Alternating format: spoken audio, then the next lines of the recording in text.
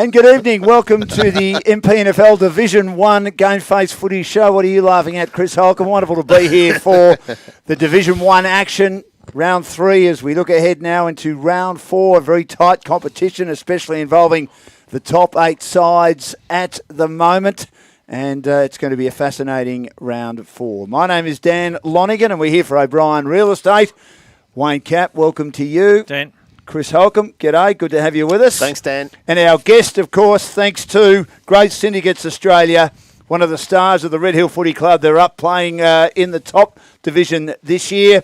And that, of course, was the runner-up in the best and fairest when they won the premiership back in 2019. Josh Mould. Welcome, Josh. Good to have you with us. Thank you. Cheers. Good to be here. Yeah, great to have you with us. Now, just before we get going, guys, we had Zach Andrew Arthur on the second division footy show.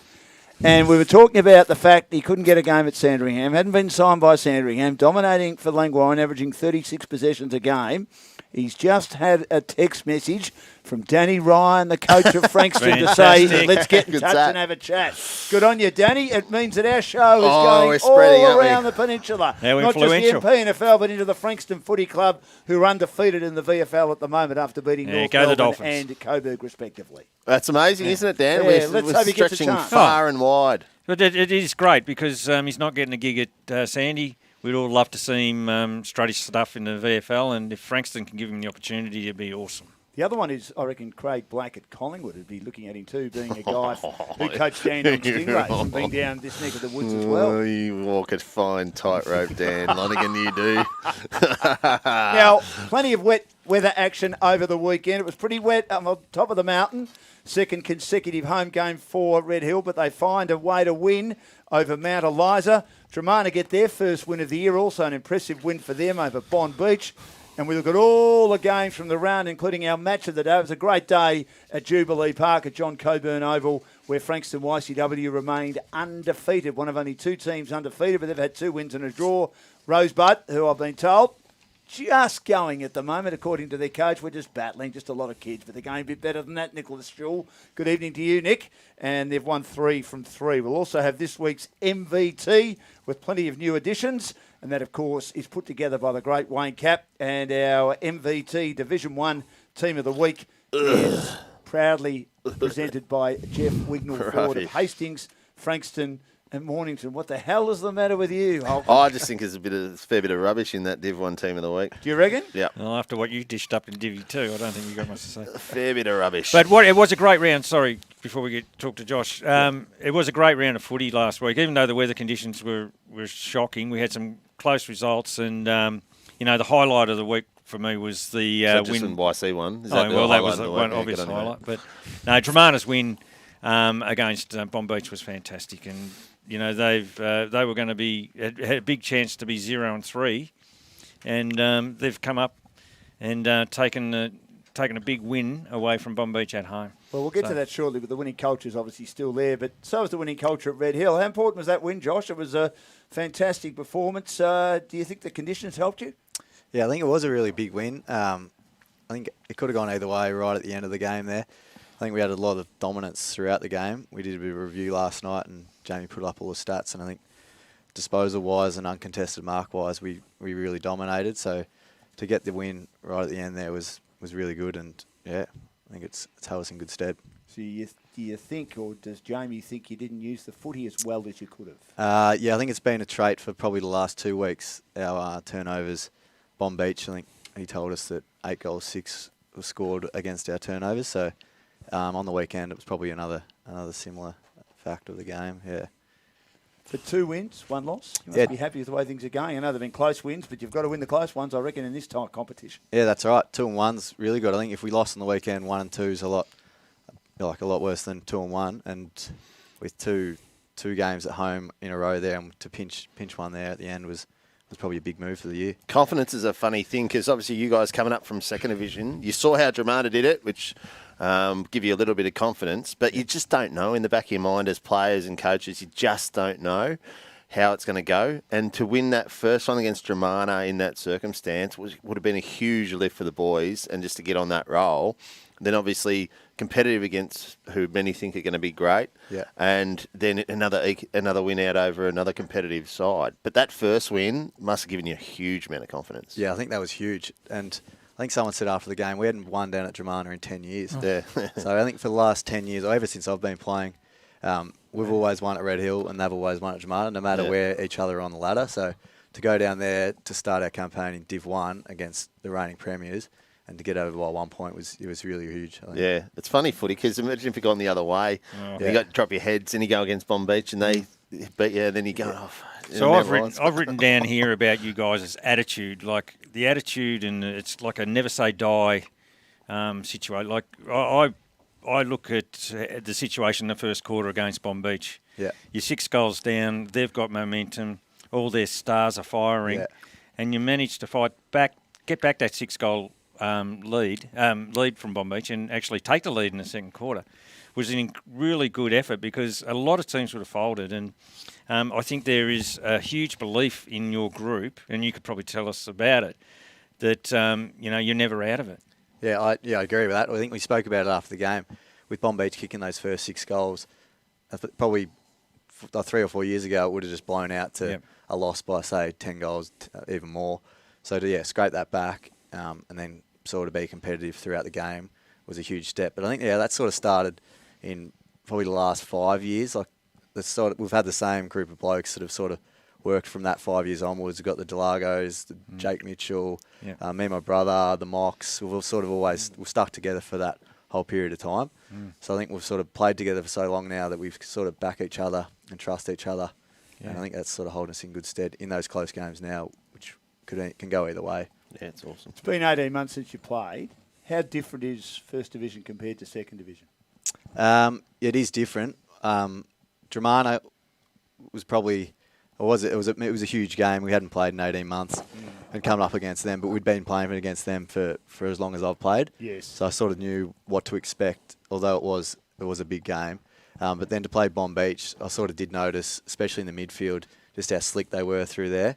And you got the big forwards, the bigger bodies. So it's definitely been a big jump, but we've also been loving it. Speaking to a few of the boys, I think the challenge each week to play a good side, week in, week out, we were sort of thriving on that. In Div 2, we sort of, nearly every time, apart from if it was Kringle or Langwarren, we didn't have to play our best footy and we could probably still win by 10 goals. So to have a challenge each week, I think it's been really good for the side and we're loving it. It's also good for the club, isn't it, guys? I mean, it says they've won 2 premierships now and developing a winning culture. And, Cappy, you mentioned about guys playing a lot of footy together. It often takes a while, doesn't it, for a team to gel, but this team is gelling beautifully. Well, teams coming up a division, they've already achieved something together. Like they've won that premiership in Division 2, so they've got that belief in the group and they've got something good going together. So when they roll into the new challenge of Division 1, they're ready for it and they're up for it, and they're already a good unit. Like Dramana proved it, and Red Hill are proving it now. So while the standard's higher, it's not going to be easy, but you've already got the mould to make it happen. Pardon the pun. See what I did there? Red Hill, they have to be commended because even 15 years ago or 10 years ago, even when I was finishing playing, they weren't a strong club. No, they were a second division club who were getting smashed every week, who weren't overly financial, who didn't have a good junior program. Fast forward what that club has done off the field, and you would have seen it because you would have been part of that one coming through. When I started, Their junior program's fantastic, one of the best on the peninsula. They're financial off the field. They've got a good culture now on field. They're well coached. It's been an amazing turnaround, and hats off to them. I reckon it's been a fantastic effort. People want to come and play with them, don't they? I mean, you've got Andy Mathers and you've got late in the pre-season, Jake Di Pasquale, two very handy MPNFL players. How good have they been? Yeah, they've been awesome. Andy Mathers, I don't think he'd missed a pre-season training. From day dot, he's just been there the whole time. He's been really, really impressive. Awesome bloke. Good to have a beer with, so been loving him. And then Jake Dipper, he's good. Jake Dipper. That's important. Yeah, no, it's good. We value that at Red Hill. Jake Dipper's also, I've known him for years. He's a good mate of Jono Ross's and mine growing up. And I just received a little cheeky message from him about a month out from practice games, just asking where training was and what the go is. So What, he decided he needed a change? Well, I think he wasn't too sure if he was playing football or he hadn't been training at all. We've always been in his ear about getting into Red Hill, and he's always sort of thought about it, but just for whatever reason's gone to another club. And I think he'd come to training, he thought he'd just see how it is, and just loved it. Everyone got around him, and I was fortunate enough to coach Jake at YC, and he's a ripper fella. Oh, an absolute legend. Lovely bloke. But I think there's always been that pull to play with Red Hill. He's been open in discussing it. And but he's always wanted to achieve what he could. He's been to Casey and gave it a really good shot there. But he's a great pickup. And the game I've watched looking at his stats every week, he's doing the job for you. Yeah, 100%. I think he always wanted to play in Div 1 because he's that kind of bloke. He wants to play against the best players. So for us to go up, I think that sort of opened the door a little bit more. And he came across. Jono Ross is a good mate of yours. Yeah, he's a different cat, good player. But do you think you need just a key forward to help him out? I know they're hard to find, Josh. And I know that Lee Stafford and the rest of the recruiting staff and the committee have been looking for a key forward. If you had that key forward, do you think the piece in the puzzle would be complete for the team? Obviously, it'd be bloody handy. But I think we've never really had that big target to kick to for probably the last 3 to 4 years. We used to have Jared Douglas back in the day. He was a good lead-up forward. But since then, so I think we've sort of adapted. We've got Angus Patterson down there, who's a big, tall bloke. But I think our entries towards him just haven't helped him. So I think if we can get that right and maybe give it a bit of a flight, he'll be going a lot better. But obviously, be good. Yeah, that's one thing I noticed in the Bomb Beach game. Your entries probably weren't as what you would hope for. Yeah. And it made it difficult. The forwards really had to fight for their scores. Yeah. And like Bomb Beach were getting him in really good spots. Their entries were deep and in front of goal, and they kicked 6 straight. Yeah. And then your entries weren't as you would hope. Yeah, 100%. And making it hard to score goals, but. That's just stuff you work on all the time, and I'm sure Jamie's all over it. Yeah, he's been all over it. Yeah. Probably our shallow entries too. We've got to get a lot deeper and higher for the boys. Now, Red Hill had this good win against Mount Eliza, who had a few of their Dandenong Stingray players back, including Will Bravo, who's expected to be drafted at the end of the year. It was a low-scoring and scrappy game. The conditions worsened as the rain struck. Red Hill led by 7 at the long break, but both teams had struggled to score. Mount Eliza clawed their way back into the contest, kicking 2 goals to 1 to be down by 4 before falling short by 3 points. Jono Ross, who we've just spoken about, the only multiple goal scorer for either side, kicking 2. And Danny Allsop, the best and fairest in the premiership year of 2019. How well is he going? 42 touches at 52% efficiency. Why is he such a good player, Josh? He's one of those blokes that he's always got a bit extra time. He works hard. He's got great skills. He's been playing out in the wing, and he plays that role so well for us. But he actually played inside midfield on the weekend, and played real well at the contested footy. So when they say 42 possessions at 50% efficiency, do the other 50% go to the opposition? Ineffective. Or go out of bounds, or don't quite hit the target. Yeah, that's Andrew Arthur-like stats, isn't it? Yeah, that's a lot. Well, he's usually really good with the ball, so I don't know what happened on the weekend. Wet day. Blame the rain. Wet day, come on. No, But I mean, my attitude to that is if you're going at more than 50%, you have 40 possessions. 20 are still going to your teammates directly. Yeah. And most of the other 20 are probably going in the vicinity. It sounds like someone who couldn't kick, Dan, to me. You're not getting much Yeah. support from me He's there. a very good player. When was the last time you had 40? Never. Yeah, there you go. know that. Yeah. I was a back pocket plumber, as Tom Havey described Kevin Sheedy at three-quarter time in the half time in the 75 preliminary final. Come on, Kevin. You're a back pocket plumber. That's what you have to do. Get us back in the game. He didn't, of course, because they got beaten by North, who went on to win the flag the next week. But Good story, Dan. Move on. Good story. Thank you. Lewis Pearce dominated the hit-outs for Mount Eliza with 52 for the match. No Harry Windhope for the Red Hill Football Club. Of course, he's the grandson of the late Prime Minister Malcolm Fraser. While Bailey Breen had 23 touches, he's having an outstanding season. He also kicked a goal to continue his great stretch of performances. But a good win by Red Hill. Would Mount Eliza be disappointed, boys, with that? Oh, they were gutted. I spoke to Steve Brattle on Sunday, and he was gutted. He thought it was one that had got away from him, which 3 points you're always going to say, this happened. He was shattered. The good thing about Eliza, just a quick one, they won the tap-out 70-20 Louis Pearce. They're really wrapped with how he is, not just on the field, but off the field, he's doing a lot of stuff with their kids, doing a lot of stuff off the field. So sounds like Louis has been a really good pickup from our Liza. So well done on that one. But Red Hills, clearances were even. So you must have had Allsop in there underneath. 70 to 20, you need to get more than an even clearance rack, wouldn't you? That's a great effort. Wasted. So you did really well there.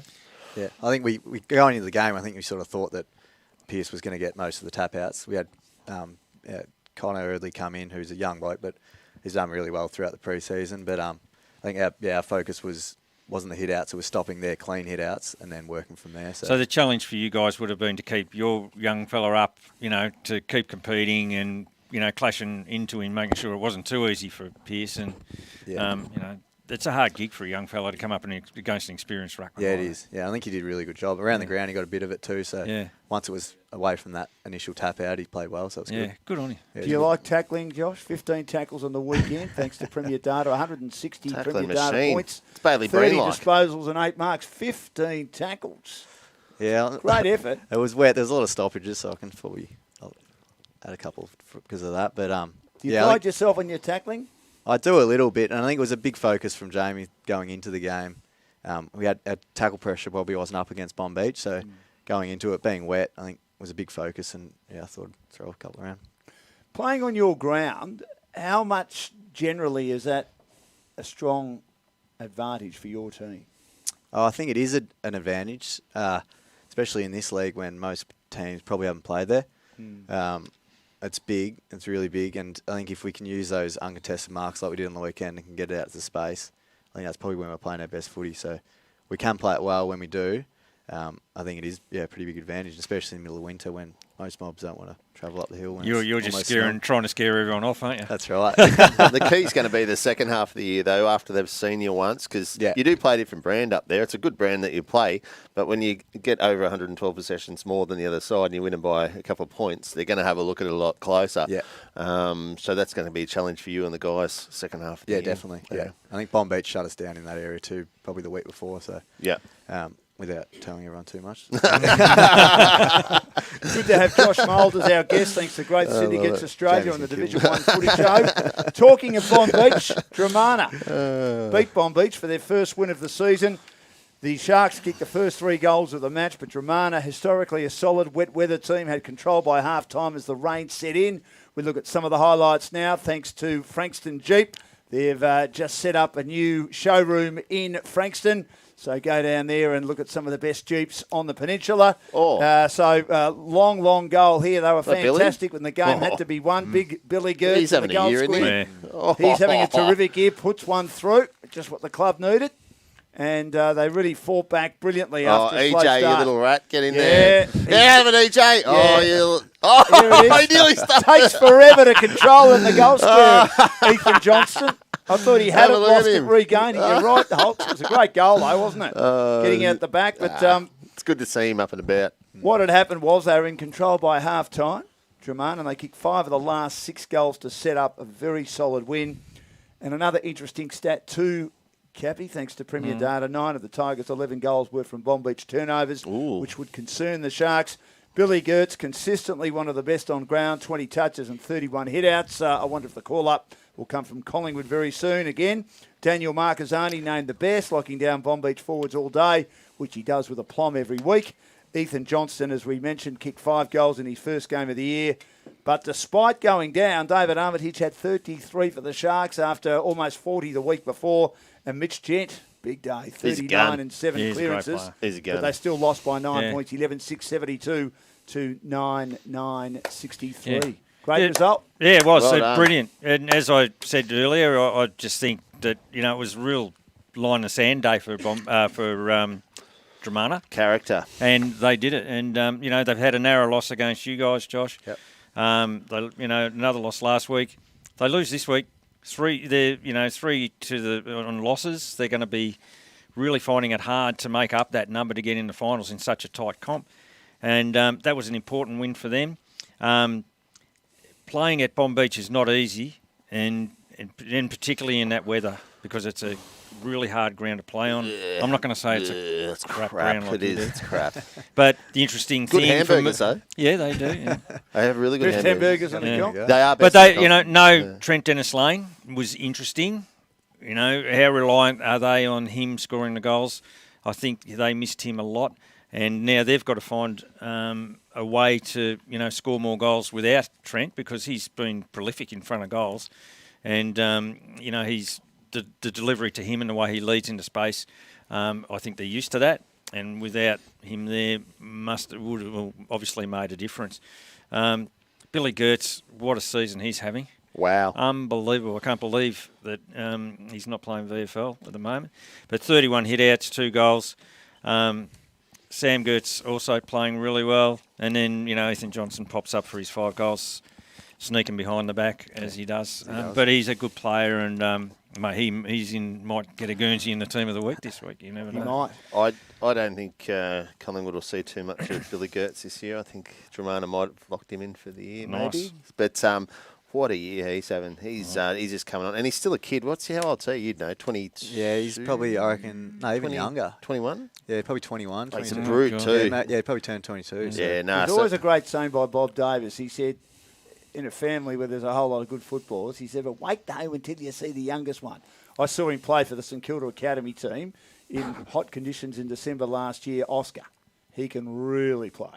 He can. I mean, we know Billy can play. We know Sam can play, and Daniel can play. We've seen them all playing premierships, but they reckon young Oscar could be as good, if not they're better tearing than it up. Back on a wheel, because yeah, great Oscar, good on you, mate. Well, hopefully we'll talk about you in a couple of years' time. Well, I'm just mentioning it. Yeah, good on you, mate. No, that's great.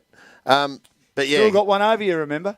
You've always got one over me, big fella. Yes, I know. But yeah, Sammy Gertz as well, 21 touches, 16 contested. He's a beast. He's an absolute beast. Quigley 25, Orr 25. And EJ, the little rat, back in town. He'd had a quiet game. I think he played last week and only had a couple of touches and didn't trouble the scorers. But he's like little Stevie Milne. He just gets up and kicks these little tinny goals and gets up and all. Before you know it, he's kicked 5 and he's a ripping kid, and it's good to see him back on the scoreboard. But I said to a coach after on Saturday night, I said, this competition every single week, this is what it's going to be like. If you cannot get your side up for every single week, you're done. You're not going to win. And it doesn't matter who you play. The other thing is, if you've got a gun out or you've got injuries, you've got to have some depth. Yeah. Because if you haven't got depth, and your number one player comes out and you're not bringing in quality, you're going to be in trouble. And, like maybe Bomb Beach were a little bit exposed on the weekend because of a couple of injuries and unavailabilities. And all of a sudden, they're not as invincible as we think. That shows huge character from Dramana. That's so impressive. But that is Dramana too, though, isn't it? Yeah, but like I was saying before about you guys, like you drop that first game, you drop the second round, you start thinking, you go, geez, I'm in trouble here. And if they drop that, that's it. Yeah. Like they're pushing it uphill. Great effort by their coaching panel. Very, very good effort. Very good effort. So, can't say enough about Dramana. No, it was a fantastic performance. And we spoke about depth before, Josh. New Reserves had a good win. That's important too, isn't it? Yeah, they're tracking along bloody well. I think going into the week, Mount Eliza are obviously one of the stronger clubs in the division in the seconds. And they've won 5 of the last 6. Oh, they'll tell you about that too, won't they? Yeah. We won 2 flags and 3 flags. I'll go in a first flag, Mount Eliza. Well, I know their previous president. I spoke to him ironically at Bomb Beach a couple of years ago. They're lining the halls at second and third for flags. You are setting off some bombs left, right and centre with your favourite club, Mount Eliza, Chris Holcomb. But I know a former president did a lot for that club. Said to me a couple of years ago, ironically, at an after-match function at Bomb Beach, he said, Mount Eliza have won a lot of reserves and under-19 premierships. We've got to start winning senior premierships on a regular basis. And that's an area that they obviously need to start working on. But they're still going all right, though. Now, I'm going to be accused of being YC-centric here. Here we go. Here we go. Nestle in, everyone. Nestle in. We're about to talk about their game, but go on. Yeah, but the under-19, YC have won more premierships in the last 5 years than... They've won 3 of the last 5. Yeah. Hang on. YC, And they turn them turn them into senior footballers who stay at the club and eventually have success. So you don't think Mount Eliza does enough of that? In the past. I haven't been in the top That's long what he's enough, saying. so I can't. That's I pretty can't much- make a No, comment. That's pretty much what he's saying, Dan. Well picked up. But the story of Mount Eliza having these under-19s that win He's a premiership shocker, after this premiership's not true. Yeah. They're good, but they're not always first. They're second a lot. Thanks, Cappy. Talking of YCW, they win a wet Frankston derby over the Bombers. It was a tight contest. It was, as the coach of the Frankston YCW team, Paul Goonan, said to me, it was a territory contest. As we look at the match now, it was our match of the day on GameFace. Thanks to Chris Holcomb for all his hard work. He's still laughing and interrupting me. Neither side gave up much ground for most of the day. The Stonecats led by 7 points heading into the last quarter. At one stage, though, the Bombers had a 10-point lead at the 1-minute mark of the second quarter. Kicked one more goal for the rest of the game, courtesy of a 50-metre penalty after that, as YCW's unbelievable defence just held up time after time after time. Number one hit by Cindy Lauper. Now, YCW went on to win by 21 points after the Bombers had some chances. Alex Harnett, his second game back, did well, had 30 touches for the Bombers, but went at just 26% in tough conditions. He had 10 turnovers. Corey Buchan kicked 2. I thought Khan Heratuku, Hulks at times, was threatening to take the game apart in his pink boots. He did I thought more than a serviceable job. 23 touches, 8 marks and 23 hit-outs. Matt LaFontaine awarded the best on-ground medal with 4 goals from 12 touches. Lockie Wallace, who we also spoke to after the game, along with Laffer, who's got the little laundry chute right next to his bed, as his mum Liz told us. Evening, Liz LaFontaine. Lovely to chat to you at the ground on Saturday. And Lockie Wallace, great all around the ground with 21 touches and 6 clearances. Hulks, good game of footy, I thought. That was a fantastic game of footy, and the score probably doesn't dictate that it could have gone either way. Foxy had a couple of opportunities in last quarter, and Bucks, I think Corey Buchan to put Bombers in front, and then that went the other way. YC were good on the slingshot all day. Yeah. So Laffer got out the back, didn't he? Yeah, he did. But look, Khan was playing with a dry ball in the first quarter, and everyone else was playing a wet ball. He was fantastic, and he was going to be the difference all day. 23 touches and 8 marks for a big guy, still in that condition, is fantastic. Yeah. Pickness did an amazing job on Mullane. Pickus, sorry, did an amazing job on Mullane. He only got touches in last quarter. He was really non-influential in the first. Back as they did. Well, they put him on LaFontaine in the last quarter. That's right, and then that freed up Mullane. Yes. So that's where to go. You can't tag 2 blokes because it just released another one. Bombers were very, very upset because they couldn't get over the line. But YC, when you're playing YC this year, Byron Barry's like another coach out in the ground. They set up so well behind the ball. It doesn't matter. They slow up your play going in. So any mismatch that you got, it might be Fox on a taller bloke or Heratuko on a smaller bloke. They slow up your ball movements so that you cannot hit the ball into the forward line like you want to. And that's how they beat them. Because YC had more inside 50s by 10, I think they did. They had more possession. But they couldn't get the ball movement into the forward line the way that they wanted to because of the way they were set up behind the ball. Yeah. All the defenders, Cappy, to me, are about the same size. You don't really have YCW don't really have a really tall defender, or they don't really have a small defender. They're all around about the 6 foot, 6 foot 2 size. A lot of those guys, anyway. Credlin plays tall. He was quiet on the weekend. Yeah, he was, but he did a job, I thought. I didn't think he was bad. I thought Luke Black can play tall. He takes a big defender all the time. Luke Black's a great story from our under-19 program, Rex Premiership under-19 player. Unlike the Mount Isa under-19s, it can't come through and win it. Another under-19 Premiership player that I got marked here. Rowan, sorry, Josh. Rowan Steele. I don't know if you noticed Rowan Steele. He was terrific in the second half. He was good, actually. Yeah, he's in the second half. I'm so impressed. He's been thrown into the seniors this year, and he's taken all before him, and he's starting to cement a spot in that really strong back line there. They're playing really well. I thought Goonan was good early. Second quarter. I thought Dominated he played it. really well. And Troutbeck's... I thought Drake beat him. I thought he's a really good player, Troutbeck, but I thought Drake had the better of him on the day. I thought he made great contests and, and brought the ball to ground for others to capitalise on. That sounds like the back beat him. That sounds like a forward person just trying to make excuses for how they got beaten. I brought the ball to ground, though. Oh, well. Is that about right? Oh, no, I think both he and we Butler did bring the ball to ground. Yeah, if you're a forward, you take a grab and you kick a goal. Yeah, well, that was a bit hard in those conditions. Jesus Don't you think, Christ. Josh? I mean, I need your support here. I'm under the pump here. The one thing which if you bring the ball to ground, you're doing your job, aren't you? You are, but you probably prefer to clunk it. Yeah. One other thing with LaFontaine, he was awesome. But what I'd like to see with Laffer, and I'm not sure, he's playing a lot forward. Like I reckon that he's got great wheels. He's really quick. He's got a huge tank. I'd love to see him in the midfield more than the forward line. And, because he's a great kick. He's one of those 70-metre players. Like, he grabs the ball, runs 15, kicks it 55. And he, I would love to see him play midfield and do a rest forward rather than staying forward more often than not. I think he would too.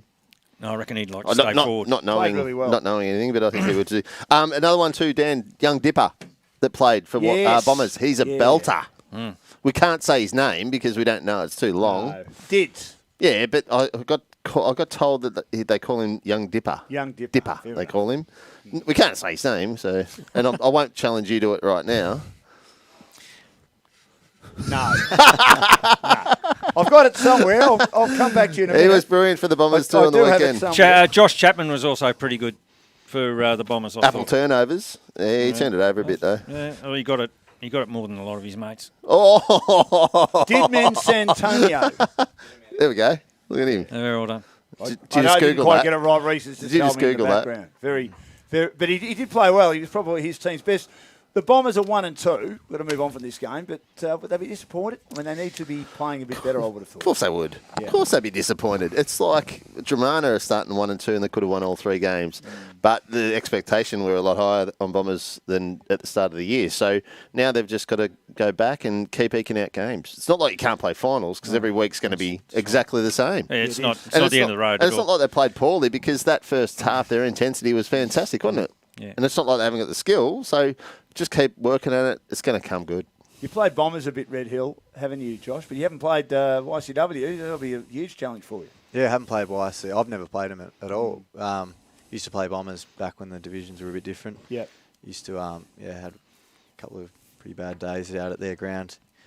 When they used to have those little change rooms there, it was some bad days. But a bit different now, yeah. Yeah, I know, it's all changed now. So, but Frankston YC, I know a couple of blokes that play there, but have never played them. So overrated, mate. I say overrated.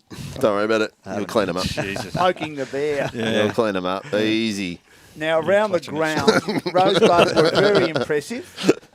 Around the grounds, thanks to the Valley Golf Club of Safety Beach, Rosebud were impressive in their win over Pines.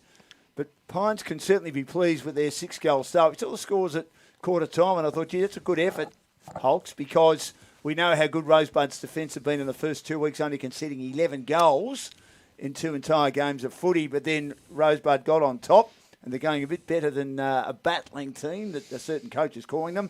14-17, 101 to 7-6, 48, just 1 goal 6 after quarter time for Pines. So, look, are going okay with a very young side. Kyle Jacobson named as Pines' best with 21 touches and 8 tackles, while future superstar is very, very young Ned Moody kicked 3 goals for Rosebud. Nick Batsanis, what a pickup. We had him on the footy show last week. Great to have him part of the show and great to have him in the competition. Was again electric with 36 touches for the match. Our man. And the Cumming brothers combined, Matt and Steve, with 68 hit-outs. They're undefeated, Rosebud, and going absolutely brilliantly, boys. They are indeed. Our man, Nick Batsanis, with 36 touches. He's having a cracking year. 2 goals. He's doing really good, yeah. Rosebud, we look at, they had a really good win over Dramana, but even Nick said that could have gone either way. It was a really tough contest. The first round set Rosebud up by smashing the bits out of Sorrento, so all of a sudden we put them on a pedestal. That's a winnable game every day of the week. They're not going to lose that. So their next test comes over the next month where they have to go, again, week in, week out, getting your Red Hill, Bomb Beach, whoever else is up there, and being able to consistently do that week in, week out. So they'll have their losses through the year, Rosebud, there's no doubt. But at the moment, they're just rolling through. Can I just say, before you do, because we've probably got as much claim on him as what you do, Ned Moody, son of Shane. Yep, YC man. Plays for South Mornington Juniors. Ends up playing at friggin' Pines. How does it work? How the hell do you work that out? It's great for Pines. He's in the Stingrays, Ned, and he's a really, really good player. He's in the best and kick 3. But how do you do that? Your old man plays for YC. You play at South Mornington. You live in Mornington. Mates. I suppose. No, it's not. The It's talk not, is, though. boys, that he might make it too at the highest level. He's Well only done, young. Paddy. Very, very young. He's work. a really good kid. No, Ben. yeah, he's 3 goals and he's obviously a player and he's going to be a star of the future.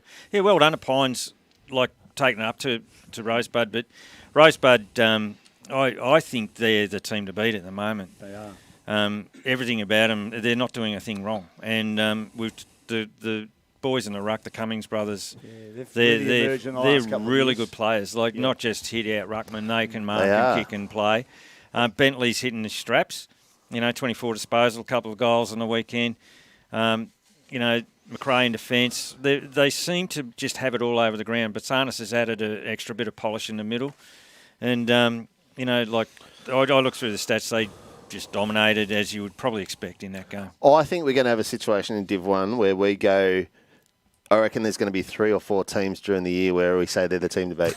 I honestly do. Yeah, you're right. 2 weeks ago we were saying that Bomb Beach are going to be unbelievably hard to beat. They're going to be unbelievable. You've said it this week. You go, I think Rosebud are the team to beat. I guarantee you at some stage there'll be a side going to run 4 or 5 games. You go, oh, this could be the team to beat. And YCW be the team to beat. Well, that's what I'm saying. That's what the competition's like. And look, Red Hill might get on a run and win 5 straight and have some really good wins and go, hey, these guys are on a roll. These are the team to beat. No, you're right. It's the type of competition that'll happen. So it'll change all year. It's just going to be who's going to be coming good at the end of the year. I watched Bomb Beach versus Red Hill last week and in that first half of footy, and I walked away from there thinking that standard of footy is as high as I've seen in this competition, and it was fantastic. But then Dramana have beaten them. Yep. But then you've gone, the Rosebud have beaten a team full of kids, and you've gone, now Rosebud are the team. Yeah, but Rosebud are doing everything that they have to. Oh, come on, mate. It's changed every week. It's an intense style of footy. Every week. Can they keep it going? And they're still a pretty young team for the entire year. That's the key, isn't it? Yeah, for sure. But they're setting themselves up nicely. Now, talking of Rosebud, we've got a special feature on them in the GameFace Game Day record this weekend for round 4 when Buds fly. So, well done to Rosebud. Did you think they'd be going as well as they are, Josh? I mean, you used to play a lot of footy against them. You'll get that opportunity, of course, this year. But they've made a great start, haven't they? Yeah, they have. They were always a really, back when we played them, we're always a really strong, solid team. It was never an easy day, especially down there. I think a couple of recruits they picked up. I'm not surprised at all. They're doing well, and they've got a lot of young kids. The 2 Cummings brothers, they used to play footy bloody down at Red Hill when they were kids. Did they? Somehow we lost them. But I think you're going all right with the whole scheme of things, mate. Poaching. We've got it from everywhere now. I know you do. I know you do. But no, they're a strong team, and looking forward to playing it. But they're going to be tough. Yeah, they certainly are. Now, Sorrento kicked 9 goals in the first half against Eddie Asp. A big win for the Sharks. They kicked only 6 behinds in the third quarter as the rain came tumbling down before steadying in the fourth to run out 65-point victors. Miles Paholke, the former Crow, 16 games with Adelaide, had his best game so far this year with 3 goals from 22 touches, according to Premier Data. And the Silver Fox, Daniel Grant, had 10 rebound 50s. Steve Mannix, who just continues to battle his backside off for the Battling Eagles, had 8 clearances, 128 ranking points to be one of the Eagles' best, while Nick Carlin had 10 1%. Big win for the Sharks. The Eagles, it's been a battle. You think they'll get a couple of wins as the year goes on, but look, very hard for them at the moment, boys. Yeah, it's been like a bit of a scratched record at the moment with Mannix being their best player, Carlin one of their best as well. They've just got to find a way to do something different. I think we were talking about it last week. It's great for Sorrento to see Miles Paholke playing well. That's probably his best game. And I'm sure he's going to get better and better every week. The other thing is Crowden, the ruck's having a great season. He's really doing well, and he's dominant. He's won every week with his hit-outs. He was well beaten in the first week in apart the from heat that against the Cummings when they had a lot of injuries, but he actually has fought back well, which is good. Yeah. So, excellent for them. Meehan and Bussy both averaging... Meehan's averaging 6 touches, Bussy 9. They're not going to win many games if those guys are in single digits, Well, what do they do with Bussy? You put him back at centre-half back. No. Where he can sort of dominate from there and be behind the ball and read it best. Or is he best at centre-half forward? I mean, he's one of the best players in the comp. He's been double-teamed most weeks, isn't he? They might have to just work out a better forward system. Maybe their delivery is struggling. Maybe they're not getting to the outside enough. Maybe they're under pressure all the time when they're kicking in the forward line. They've just got to have a look at it and try and work it out to give those guys more options because they're 2 of their better players. So they just need to find a way to get them more of the ball. That's what I believe, Dan. Also with Serena, I mean, they had that stinker in the first game and copped it. They've had Edithvale and Pines the next 2 weeks. Still some work to do. Get ready for the run. Mount Eliza, Bomb Beach, Dramana, Bombers, YC, Red Hill.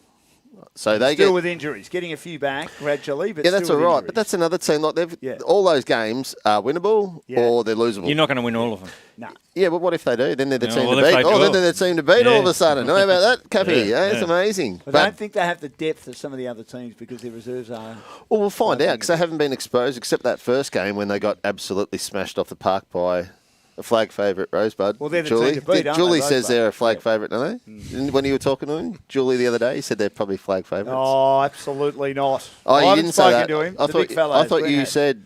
No, that- I just sort of put a bit of my eye on that. But I mean, Must have got my wires crossed. Glenn's been talking. Oh, okay. And he, yes, the word is that Flag all favourites. Nick wants to say is, we're just a team of battlers. They're going to be better than That's that. not what I They're going hear to be anyway. But You talk about Sereno like no depth, right? I didn't say that. Dan said that. No, I think you just said it. Oh, he said Dan I said it. said it. I wanted Hawks to say it. It's not normally like it's this, Josh. We're I'll normally get better blamed behaved for than this. And Josh Mould here as our guest. It's the Great Syndicates Australia. Let's get on to our team of the week. And of course, our major sponsor, O'Brien Real Estate, will be our major sponsor of our game of the day in second division this week between Mornington and Rye. Our MVT, of which Wayne Cap has put together for Division 1, thanks to Jeff Wignall Ford, with branches in Hastings, Frankston, and also Mornington. Cappy's going to get me to read this team, and then we'll discuss it. The back line, Dean Moore of Dramana, Jari Kennedy of Rosebud having a great year, and Daniel Grant, the Silver Fox of Sorrento.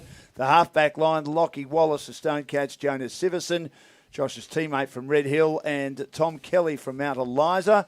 The wings, Billy Quigley from Dramana, I should say, and Danny Allsop, he's Rosebud during cricket season. Danny Allsop from Red Hill. Billy Gertz dominating in the ruck for the Tigers, along with his brother Sam. Bailey Breen and Nick Batsanis as part of an excellent midfield. Bailey Breen from the Mount Eliza Footy Club. David Armitage at half forward for the Bomb Beach Sharks. Corey Buchan again battled hard for the Bombers on the weekend at centre half forward. Shannon Gladman from Sorrento. And then the forward line, Matt LaFontaine, John O'Ross and Ethan Johnston, 5 goals in his return to senior footy, which is fair enough. I like your selection there, Cappy. Thank you. Some may not. Interchange Josh Mould of Red Hill, our guest. Oh. Mitch Kent of Bomb Beach after 39 He possessions. knew he was coming Lewis in. Pearce of Mount I'll blame Eliza. And Mitch Hallahan of Sorrento. Happy with that team, Cappy? Oh, extremely Any happy. unlucky? Well, we've made a few changes because there was a couple of guys who didn't play, like Sean Downey didn't play this week, Trent Dennis Lane, so they're straight out. What about Jackson Mcrae? What's he done wrong? I can't He's fit him. been the best defender in the comp by more than you've turfed him. He's got to get some form behind him, not just 1 or 2 weeks. You've obviously put Josh in because he's come in. You've seen it. And What, you've do you gone, don't think he he's should be coming in? No, I don't. No, I don't. Got those good lockdown defenders, Rosebud, haven't they? They've got the Yeah. small one, Crummage, and then, of course, the 2 big boys, Kennedy and Mcrae. Yeah. They've got everything going all over the park. They're pretty evenly spread. you know. EJ, give me a spell. He's had 5 touches to kick 5 goals, and you've got him straight You've got to in. pick him in the team. Why? He's done his job. He nearly fell over kicking the goal Doesn't before. matter. Did you see that? He still kicked Did it. He anyone tried else- not to. What do you think, Josh? If you were Unbelievable. picking a team, you'd have to pick someone who kicks 5 goals from 5 kicks. Yeah, I had a good night out with EJ the other Oh, night. This He was is in picked good on form, man, dude. nightlife form. That's I thought that's why I was in it. That'd be a very hard team to beat. rubbish. Very hard Well, team to yeah, beat. I like that team. It's a very good team. Yeah. Now, let's look at our tips to finish our show, thanks to the Telstra Business Technology Centre of South Melbourne. Now, Dan, Cappy and Plugger tipped both YCW and Red Hill last week, but everyone missed out on Dramana. And don't forget to download the GameFace record app for all the latest. A big story on Rosebud this week. Frankston Bombers and Red Hill. Oh, It's a watch everyone mighty, tip Red Hill mighty here. game. As you said, Josh, you don't have a great record at Greg Beck Oval, but you've won 2 and lost 1. They've won 1 and lost 2. It's a vital game almost, even though it's early in the season, one of those 8-point games, isn't it? Yeah, it's going to be huge. Going into it, I think they're 1 and 2, so they obviously want to even it up to 2 and 2. And if we can go to 3 and 1, that's bloody good for us. So huge game. We're going to work on a couple of things, especially those inside 50 kicks and a bit of the turnover. So I reckon if we can fix that up a bit, we'll be a good shot. But it's going to be a tough game. Looking forward to it. Going to be a warmish day. Khan Heratuku's threatening to take a game apart. I mean, how do you stop someone like him? Not sure, to be honest. I have to throw one of the boys to him, but I think it would probably be a bit of a team effort with a bloke like that. Our defenders and all that work well together. I think they've been able to nullify big blokes before as a group, as a backline group, not individually. So I think if the boys can work together and nullify that, he does all right around the ground too. He works hard around the ground. He plays on the ball and he pushes right up and helps the defence out. So it's not just the forward position that he plays. This is going to be a good game. Like I think Bombers have got a heap to play for, and Red Hill want to cement. Just put a full stop on what they've done in the first few weeks. It's a tough one. I think I'm just going on form at the moment, and Red Hill's form's a lot better than Bombers. Yeah, I agree. I agree with you wholeheartedly. Like if you're looking at it, Really? Well, Red Hill beat Mount Eliza. Mount Eliza touched up Bombers. Yeah, That's all you need to look at and go, there you go. Yes. But it doesn't work out that way. No, I'm a bit worried. Hopefully Alex Arnett gets up this week because he's a little bit sore after the game on Saturday. But hopefully he's battled manfully. I know he turned it over a bit, but he's a great player. He was really, fantastic. really good. He did the best he possibly could to get his team over the line. Yeah. My biggest thing is Big Harry. Oh, it's not going to give away any secrets. Big Harry Wimpote back in this week? not sure, to be honest. If he's not in... If he's not back in, then Bombers will win this because Harry Pry's in some ripping form. Yeah. And I just think that they will be desperate as guts to win this game. And I had Red Hill tipped. The conditions will suit them. But conditions will suit them. I'm going on showing a bit of heart, and I think they'll get up. Sorry, Bombers. Josh, I think the Bombers at home. Dan just get over the line. Should be a really good game of footy. And the fact the conditions are going no idea, you blokes. be nice will favour them. You haven't watched the last 3 weeks of footy? Dramana and Pines, boys. I think Dramana at home. Yeah. Pines will be very, very willing. They'll keep at it all day. Paddy will have them playing the way that he wants them to play, but they're very young. And Dramana, I think, will have their tails up after that unbelievably good win last week. I think. Look, Pines are having a great crack. We all know that their list like they're very young. They're being competitive to an extent. It's just that they've got 8 teams above them that are absolutely belting in and having a crack. So I think against those 8 teams, you'd pick them every time over Pines. I think Pines and Edithvale will be the 2 sides that'll battle out that 9th and 10th. What did you call them? You called them Edithvale, didn't you? Edithvale, yeah. I thought you called them something else then. No, I called them Edithvale. Right. Got to be worried. What do you think, Josh? Dramana, I think. I picked Dramana too, Dan. Yeah, sorry, Cabby. That's all right. Dramana. I think Dramana at home. Now, Eddie Asp are at home to YCW. YCW comfortably, Cappy. It's I would think a so. chance for a big percentage booster for not going to be a percentage. No, it's not going to be that. Well, with the greatest respect to Eddie Asp, they don't have the talent that YCW YCW will win, and they'll win by 8 to 10 goals. But it's not going to be a 20 goal win or anything like that. I can tell you now, they're too proud a club, Eddie Asp, to let some stuff like that happen. And you can be with the greatest respect to them, and I'm sure I'm going to get some comments later on. You will. Boys. You will. You can be as proud as you want to be, and we know they've got a great winning culture there. But if you don't have the talent against a team that has more talent, and YCW has more talent, that's plain as the nose in our face that they do. YCW will win comfortably. I've said they will win comfortably. I'm saying it's not going to be a huge percentage booster. Yeah. I think it will be, unfortunately. Oh, there you go. Anyway, Sorry, Eddie. YC. They'll battle hard. What do you think, Josh? YC. Haven't played either teams, but just going on what I've seen, YC. Ooh, Chris Holcomb's 2 favourite teams, Mount Eliza and Sorrento. Mount Eliza at home. He has to pick someone. Gee, this is a huge game, boys. We talked about how big the Frankston Bombers Red Hill game is. 1 win, 1 loss, 1 draw for Mount Eliza. 2 wins against the 2 bottom sides at the moment for Sorrento. And they, in their first game of the season, they played the best side in it at the moment in Rosebud and weren't up to it. This is a massive game. Go on, Cappy. Give me your words of wisdom. I will pick first, and I'm going to pick the Lazarians, the happy little people at Mount Eliza. Home game.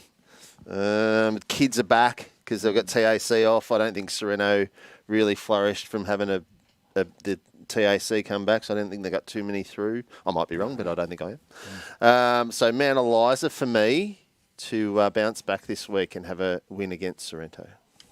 I'm tipping Sorrento. I've faith in their stars to get their form up and running. I think last week was a good kick-starter for them. They are 2-1. They've got, hopefully got over that first round debacle against Rosebud, and starting to get some more players back every week. So Sorrento for me. Yeah, I think Sorrento should be very, very close against jinxed. Mount Eliza. Very tight game. Looking forward to it. Don't forget, of course, to download the GameFace Record app for all the latest information if you're at the footy on Saturday. What do you think, Josh? Yeah, I wouldn't be surprised if Sorrento got up, to be honest. Yeah, after playing Mount Eliza on the weekend, they were good, but I think some of the stars Sorrento have got, they wouldn't be surprised if they got over the line. Did you watch the Rosebud Sorrento game? No, I did not. Okay. No. Well, they had a shocker, but I think I'll be better after that. I didn't have anywhere else to go with that. I just asked a question. No, I wasn't. It was a week Well, off. it was the Easter weekend. It was very, very warm. You're in bed hungover, weren't you? Now, another ripper. This is the match of the round. They're all rippers, Bond Dan. Beach and Rosebud at Bond Beach. Yep. Got it. Looking forward to this. It's going to be interesting how Rosebud closed down Bond Beach. They've closed down 3 of the teams so far and then been able to score on the rebound quite comfortably. Whether they can do it remains to be seen. I'd love to see selection for this before I give my tips. Oh, you just TDL? Yeah. Yeah. If I reckon that's a big waiver on who wins and who loses this game, because TDL's in white-hot form. 13 in 2 games. Yeah, and if he's not there, it's proven last week, it brings them down a level. If he is there, they just look so much better. But for the... I'm just going to go on what's happened last week. And I'm going to go Rosebud because they seem to have that winning formula going at the moment. Yeah, I think Rosebud again can just close Bond Beach down. I know they've got a lot of players to close down, but I think they can do it. And they've got some stars as well that Bond Beach need to keep a close eye on. They're just in slightly better form. So Rosebud and a thriller. No, Bond Beach will win this. By how much you reckon? You're going to be comfortable? Probably 3 or 4 goals. You're pretty definitive in you. Yeah, I just think Sean Downey's just a massive loss. I think they can get away with it against Rosebud. Batsanis had a massive day. I just think Jackson Casey will go to Batsanis and shut him down. They don't have another avenue out without... Yes, you've got Huswade, who's a good player as well, but I just think Jackson Casey will shut down Batsanis. Who will shut down Armitage or try to shut down Armitage? Well, I don't You've got know. Jenton, Gilbernooth as well. Correct. That's why I think they'll win They'll win 3 or 4 goals. McDonald as well up forward. Yeah, so I think they'll win by 3 or 4 goals. I think Rosebud got a a system might just get them over the line. Jenton Yeah, fair Armitage got like 72 possessions last week between them and didn't win. Or just put out okay. Mcrae one out in the goal square. And he'll kick 6 or 7. He'll be right. So you think that could be the difference? I think Bond Because Beach will it's win a this dry game. day. Yeah, I think they'll upset It'll be their a apple mag- cart. Well, Well, It'll be a great it'll game of footy. It Yeah. could be a dress rehearsal for the grand final. Oh, It could every be. I week. didn't say it would be. It could be. What do you think, Josh? Rubbish. Yeah, I'll go with Bond Beach. After they were impressive when we played them, so I think if their big players stand up like they did against us, they'll be tough to beat. Thanks for coming in, Josh. Josh Moulder's our guest tonight. He's been good, we Josh, wish him hasn't and he? Red Hill all Yeah. the best for the rest of the season. Thanks to Growth Syndicates Australia. We've got just a little bit of housekeeping. We need to mention, too, that the GameFace team is doing road crew interviews every Tuesday and Thursday. Paulie Wilson and the guys heading out. And this week they're going to Crib Point and also Langwarren. They were at Mornington and Rosebud last night. You'll get some interviews up on the screen. And if you're a client and you'd like to go, or you'd like the Rosebud...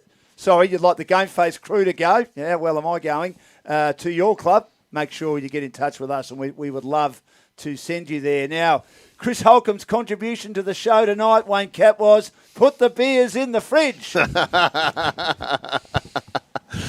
that my mailbag, is it? That was your mailbag, yes. Well, I did do that. Yeah, because we come in the other week and they were in the freezer and they'd only just been put in, so they wasn't really too cold and wasn't that pleasurable, Dan. So I like the beers cold when they're in. So let me just mention again about the road crew. So we're going there tomorrow night to Mornington and, to Crib Point and Langwarren tomorrow night. We're at Mornington Rosebud last night, Paul Wilson and the crew down there. And if you want us to come to your club, make sure you get in touch with the GameFace team. Thank you, everyone. Cappy and Hulks. Thanks, Dan. And good on Thanks, you, Josh. Josh. Good to have you with us. Good luck for the rest of the season. Tommy and also Reese have done an outstanding job. We look forward to our second division game on the weekend. A major sponsor, O'Brien Real Estate. We thank all our other sponsors as well. And it's Mornington and Rye.